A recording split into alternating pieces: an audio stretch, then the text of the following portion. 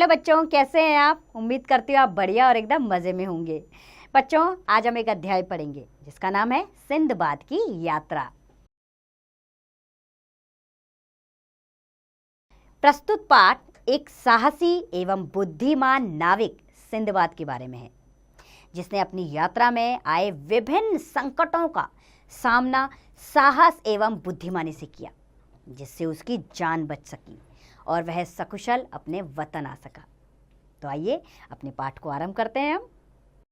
Baghdad शहर में Sinbad नाम का एक व्यक्ति रहता था। उसके पास अपार धन संपत्ति थी। उसने अनेक समुद्री यात्राएं की थीं।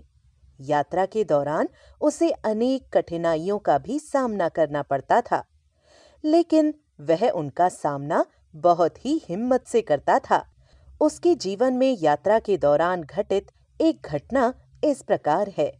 एक बार की बात है, सिंदबाद अपने कुछ साथियों के साथ समुद्री यात्रा पर निकला।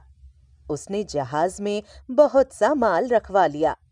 मार्ग में पड़ने वाले बंदरगाहों पर माल बेचते बेचते वे एक टापू पर जा पहुंचे। वहां पर उन्होंने अपने जहाजों के लंगर डाल दिए। सिंदबाद और उसके साथी टापू पर काफी देर तक घूमते रहे। वहां का वातावरण सुहावना था। चारों तरफ फल वाले छायादार वृक्ष थे। उन लोगों ने कुछ फल तोड़कर खाए। इसके बाद सिंदबाद विश्राम करने के लिए एक वृक्ष के नीचे लेट गया। थका होने के कारण जल्दी ही वह गहरी निद्रा में सो गया। काफी देर बाद उसकी नींद खुली तो उसने देखा कि वह उस टापू पर बिल्कुल अकेला है। उसके साथी उसे छोड़कर जा चुके थे।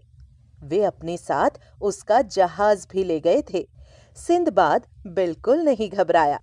अब वह इस संकट से निपटने का उपाय सोचने लगा।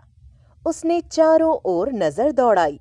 दूर दूर तक कहीं कोई दिखाई नहीं दे रहा था। उसने एक पेड़ पर चढ़कर इधर-उधर देखा।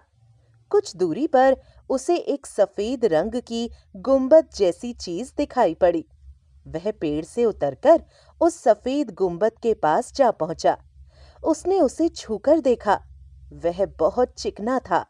उसने उसके अंदर घुसने के लिए रास्ता ढूंढा, लेकिन उसे कोई दरवाजा नहीं मिला। उस गुंबद का आधा हिस्सा रेत में दबा हुआ था। उसने उस पर चढ़ने की कोशिश की, लेकिन चिकना होने के कारण वह बार-बार फिसल रहा था और चढ़ नहीं पा रहा था। तभी अचानक अंधेरा सा छा गया, जबकि उस समय आसमान बिल्कुल साफ था। वह आकाश की ओर देखने लगा। उसने देखा कि एक विशालकाय पक्षी उड़ता हुआ आया और उस सफेद गुंबद पर जा बैठा। अब सिंदबाद को समझ में आया कि यह सफेद गुंबद जैसी चीज उस पक्षी का अंडा था। सिंदबाद बहुत ध्यान से उस पक्षी और अंडे को देख रहा था। पक्षी के बड़े से पंजे को देखकर सिंदबाद को एक उपाय सूझा। उसने हिम्मत करके अपनी पगड़ी उतारी और उसके एक छोर से खुद को तथा दूसरे छोर को पक्षी के पंजे में बांध लिया। प्रातःकाल वह पक्षी सिंदबाद को भी अपने साथ लेकर उड़ गया। वह पक्षी एक ऐसी घाटी पर उतरा जहां हीरों की खान थी। सारी घाटी सांपों और अजगरों से भरी पड़ी थी। वह पक्षी शायद सांपों और अजगरों को खाने के लिए ही वहां गया था। सिंदबाद ने अपने आप को उसके पंजे से छुड़ा लिया और एक पेड़ पर चढ़ गया। उसने देखा कि उस पक्षी ने एक सांप को अपनी चोंच में दबाया और उड़ गया। सिंदबाद इधर-उधर देख रहा था कि उसकी नजर एक गुफा पर पड़ी। वह पेड़ से उतरा और उस गुफा के अंदर चला गया। एक बड़े से पत्थर से उसने गुफा का दरवाजा बंद कर लिया और किसी तरह वहां रात बिताई। सवेरा होने पर वह बाहर निकला। सुबह के समय बाहर का दृश्य देखकर वह आश्चर्यचकित हो गया। घाटी में चारों तरफ हीरे जवाहरात बिखरे हुए थे।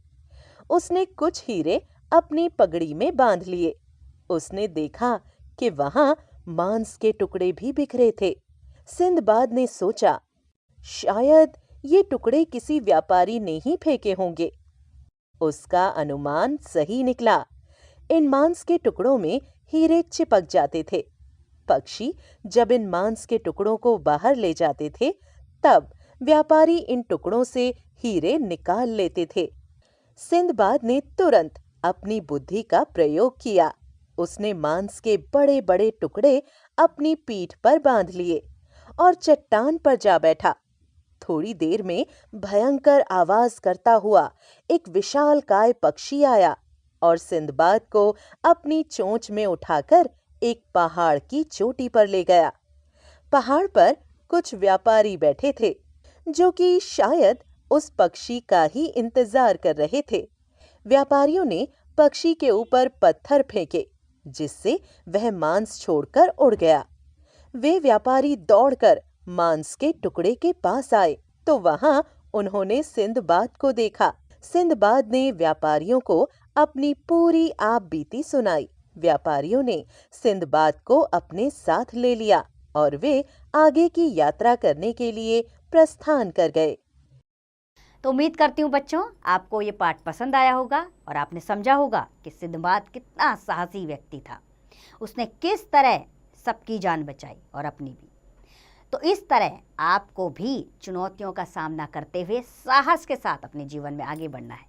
यही प्रेरणा देता है ये पाठ हमें। अब इसका अभ्यास कार्य आप स्वयं कीजिए।